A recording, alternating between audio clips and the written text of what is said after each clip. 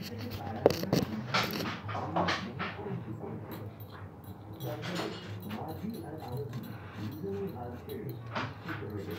কাজ করতে হয়, এই আলু কাটতে কাটতে হাতটা কেটে যাবে একসময়।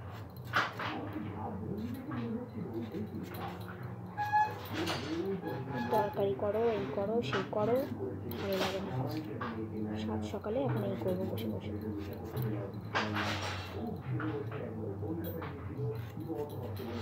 তুমি খালি বসেই থাকো ওখানে, একটা কিছু কাজে হেল্প করবে, একটু কিচ্ছু করবে, শুধু বালতি দুটো এনে দেবে, জলের বালতি দুটো হয়ে যাবে, আর 200 টাকা।